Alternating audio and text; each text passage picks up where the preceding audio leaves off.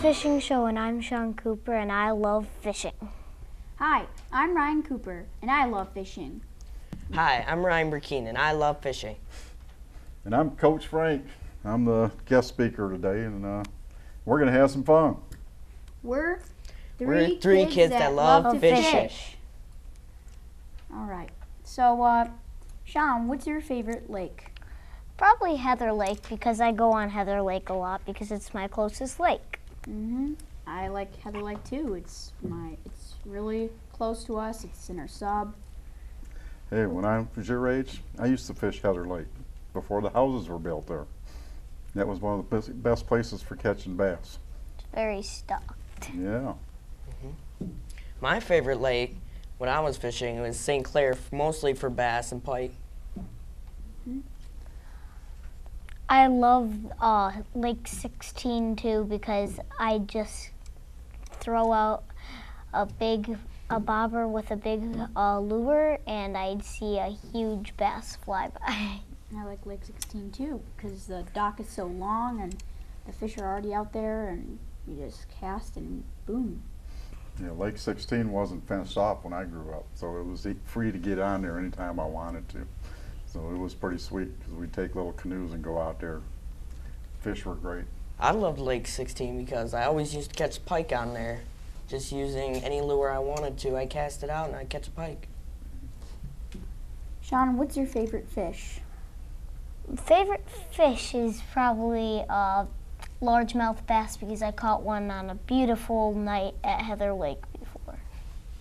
My favorite fish is a catfish. The first big fish I ever caught was catfish. Catfish are fun to catch, but I gotta admit, my favorite fish around here is probably pike.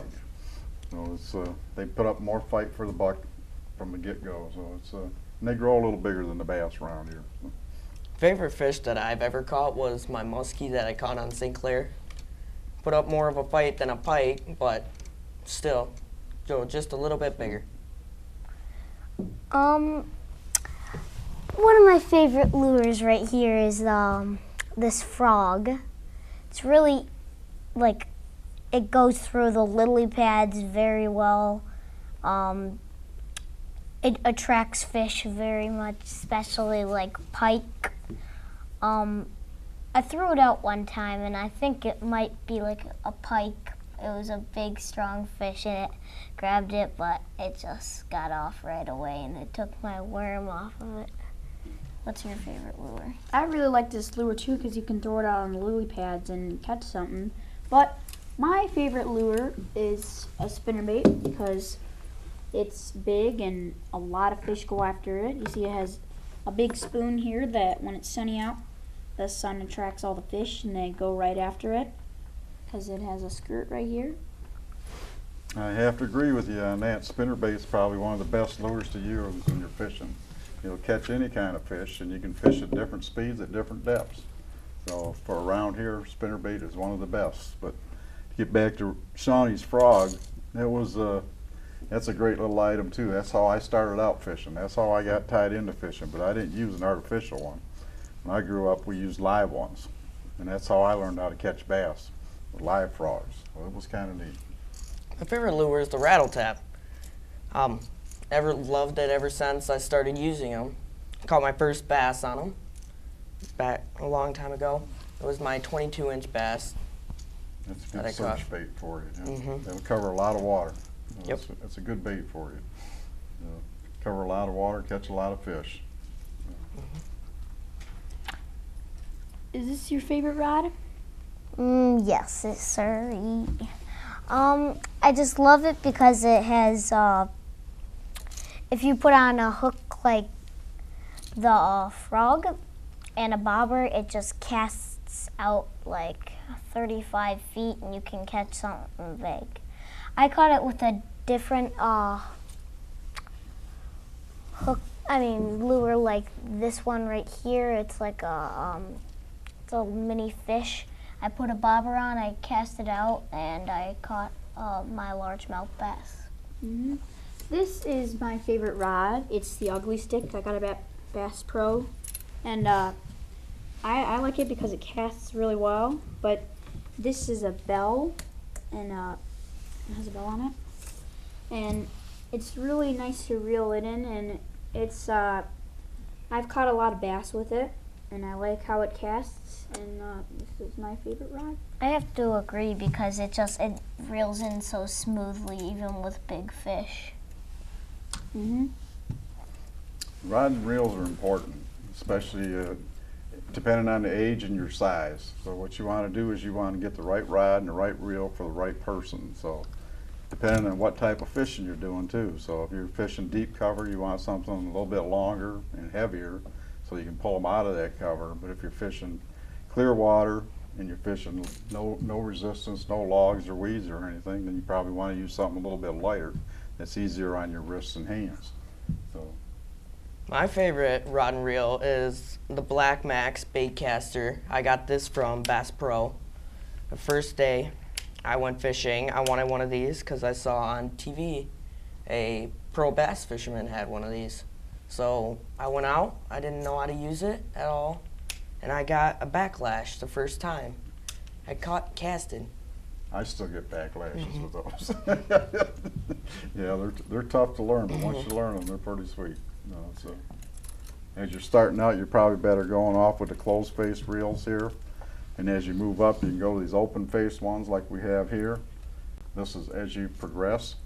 And then as you get better and better, you can get into these balanced rods with these better reels on them. They'll handle a lot more fish for you. What's the difference between a bell rod and a rod like an open reel? A bell rod?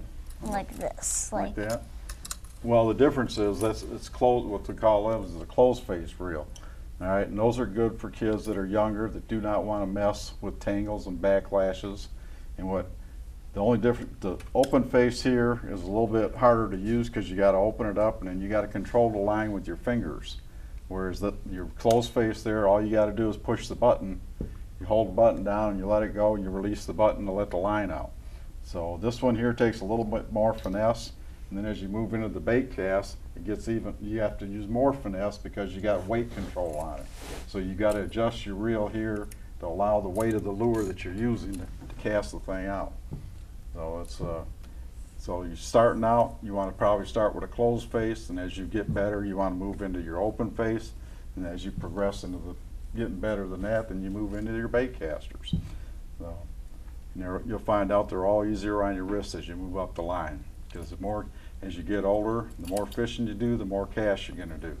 So you're a muskie fisherman. Well, you know you probably got to throw 1,000 casts to catch one muskie. So that's a biggie. No.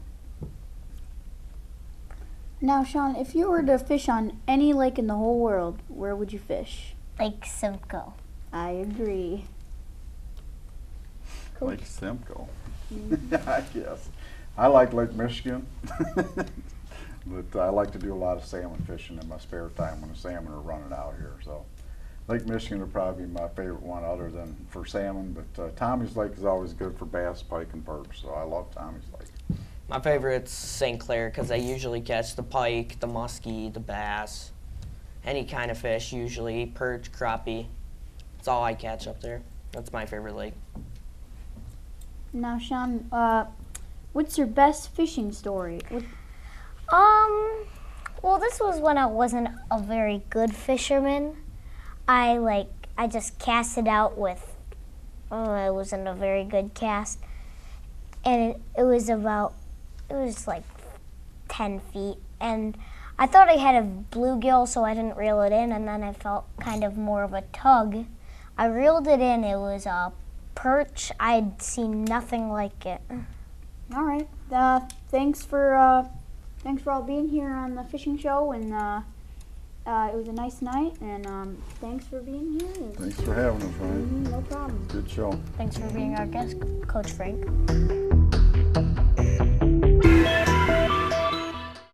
Hey, this is Mickey York from Fox Sports Detroit. When I want to get the inside scoop on local sports, I watch Between Terminos or Fox Sports Detroit.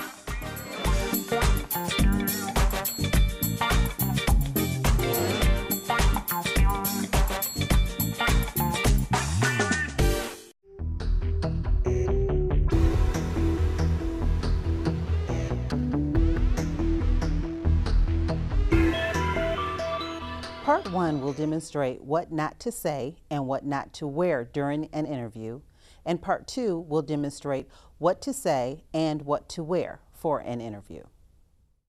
Good morning, Mrs. Felder. Good morning. Thank you for coming in this morning. Thank you. How are you today? I'm doing good. I'm glad you were able to come in this morning to interview with me. Could you tell, looking at your resume, I see that you meet most of the qualifications. Could you give me a little bit, what you know about the position? I don't really know anything about the position. I didn't look at anything. I just applied. Okay, so you haven't did any research or anything on it? I just filled out the application and submitted my resume. Okay, let me give you a little brief overview of what the position is about. Okay. The position is managing about 20 agents, coaching and developing. This position is in Las Vegas, Monday through Friday, 9 a.m. to 6 p.m. Wait a minute. You said Las Vegas? Yes, Las like Vegas. in Las Vegas, Nevada? Yes, ma'am. Las Vegas, Monday through Friday, 9 a.m. to 6 p.m. You to wear black bottoms, black blazers, a white top. Does it sound like something that you would be interested in? It sounds like it, but I'm not sure about Las Vegas. You know, I didn't have any issues with. Okay, you know what? I have a meeting in about 10 minutes. Can you leave your name with our secretary, and we'll get back with you as soon as possible. So we done? Yes, ma'am. I didn't get to talk about my experience. Well, that's quite all right. We'll see if we can set up another appointment for you. But right now, I need to get to my meeting. Oh, okay. Okay. Thank you so much for coming in. Okay.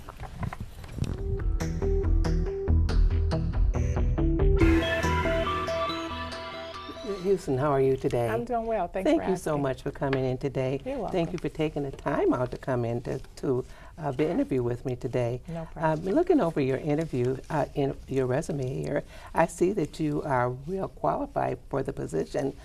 Can you tell me a little bit of what you know about the position? Sure. I understand it's a management position overseeing 20 agents, coaching and developing. That's correct. It's in Las Vegas. That's right. Working Monday through Friday from 9 to 6.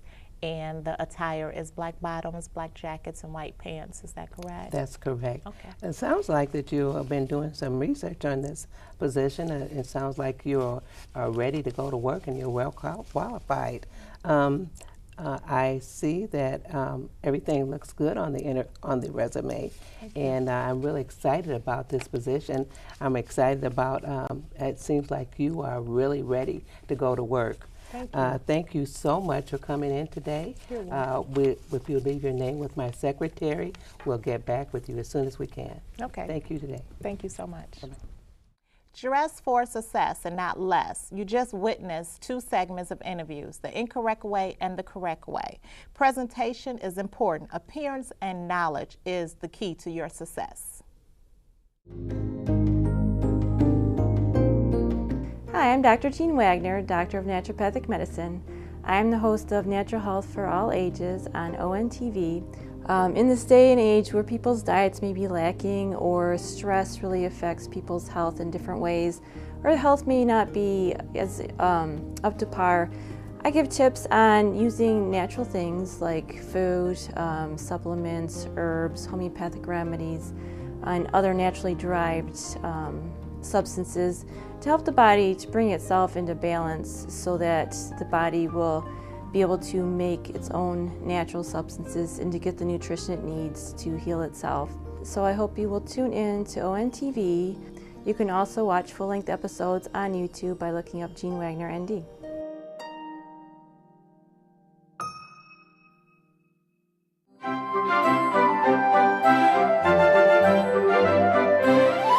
Hey, how's everybody doing? I am your host, Derico Lloyd, and you have just tuned in to Quickly Made Cupcakes for the holiday. We have Bree here today. How you doing, Bree? Good, how are you? It's my pleasure. It's my pleasure. I'm doing great. How was your day today? Good, how was yours? Great, great. Awesome, awesome, awesome. So listen, what's the first step that we do here to make cupcakes? Well, I usually just use a box mix. You can use whatever kind that you want. Usually they cook, depending on your oven, anywhere from 10 to about 15 minutes. And then you take them out, you let them cool, and then you can begin to decorate. So the first step in decorating is you want to ice your cupcakes. Okay. So here I have some piping bags. Christmas tree bags look like. For those of you who know, a number 12 tip, and then a coupler. Where can you buy these tips from? You can get them at Joann Fabrics. Okay. Or any place that sells cake decorating supplies. Okay. And then I'm going to grab a mixing bowl of magical stuff. Looks great. Frosting. Then you're going to grab your spatula. You kind of want to just mix the frosting around a little bit. Wow. Make sure all the ingredients are in there. So when putting the coupler in the bag, you want to first start by flipping the bag halfway inside out. And always make sure your hands are clean before you start working. Why should they flip it inside out like that? It just makes it easier to stick it in there. So all you gotta do is drop it down in there, and then when you get ready to fill the bag, it makes it easier just so it's already there. Then you're gonna take your scissors, and then right near the end of it, you wanna kind of clip it off. Mm-hmm. And then you always wanna cut less because you can always cut more off. Mm-hmm. And then you're just gonna go a little bit more. And then push the tip through. You don't want the tip, well, the coupler or the plastic bag to go over the coupler's lines. Mm-hmm. Then you're just gonna take the tip, stick it on the edge, and then screw this on nice and tight. Wow. Looks very easy. It is. There you have it, folks. And then, so having your bag like this, you don't want to fill your bag all the way, which is a very, very important thing. So then you're going to take the icing on your spatula, just put it right over in the bag.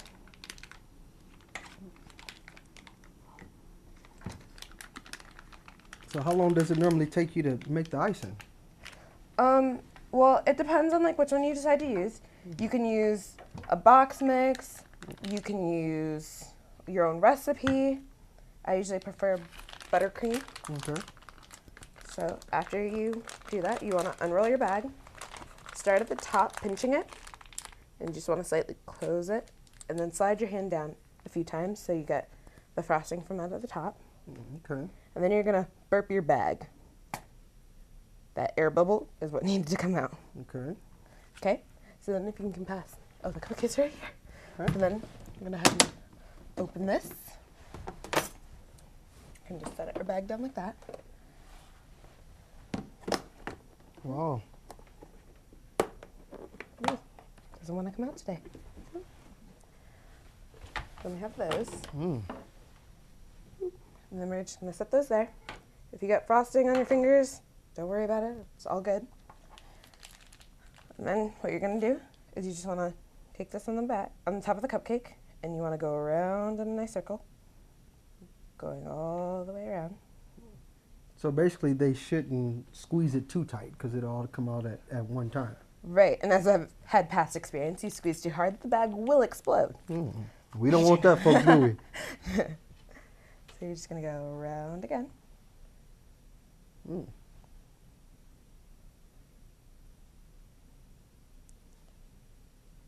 And there you have it. Mm. So you finished icing your cupcakes. Wow. So there are many, many ways to decorate your cupcakes. You can use fondant, you can use icing. It depends on how skilled you are or how advanced you are. So we're going to start off by just doing some Christmas trees. Okay. How did you get into to making cupcakes? Well, it started off with me making cakes. And so it was Christmas time 2 years ago, and my family was like, oh, why don't you make a cake? So I was like, okay. So I made a cake in the shape of a Christmas tree. At the age of 12? Yeah, I think so. Wow. Heard about. And so then from there, I kind of just decided to go ahead and make more. And so I went on to do cupcakes and everything. So then what I'm going to do here is I'm just going to sprinkle a little bit of powdered sugar on my board.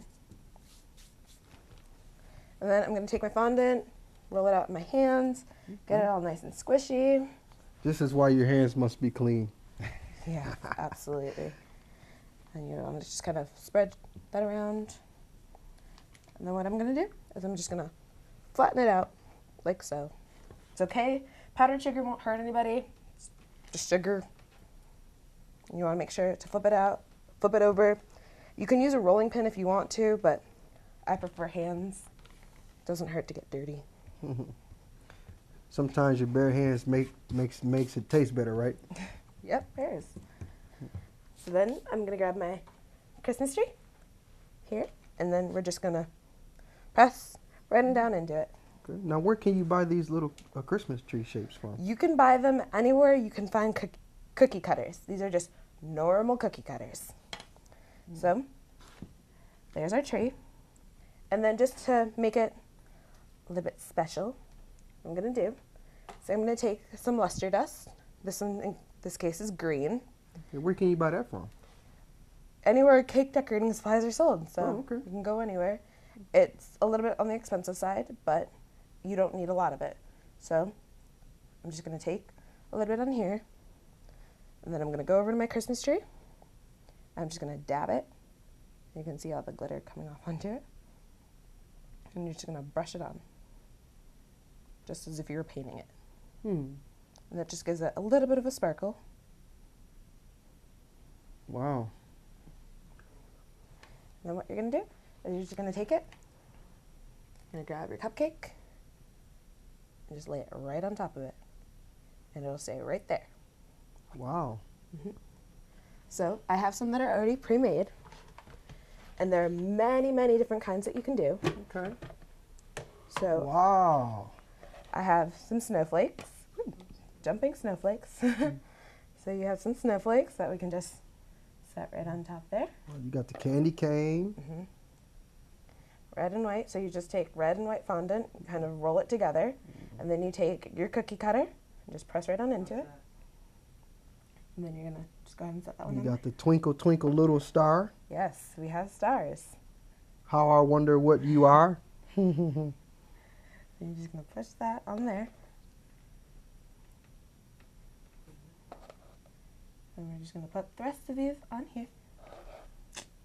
Okay. Wow, they look delicious. These are some of the easiest ways if you're in a rush and you just need some cupcakes, and that's a great way to go. Or if your children want to take cupcakes to school, it's perfect. You can get them involved in it. And some more snowflakes. And then if you want to do, if you like forget to put the luster dust on there, and if you want the powdered sugar off, you can kind of just brush it off with your paintbrush. Okay. But then you just kind of go back over top of it, and you can put as much on there as you want. So is it safe to, because I know a lot of people, such as myself, like my cupcakes heated up just a little bit. With these designs and different things on there, is it safe to heat them up with those on there, or? The fondant most likely will melt. So, and then you're just gonna take these and you can place them right on top of your little decoration thing. And they just fit right on in there. Great for the holidays, great for parties.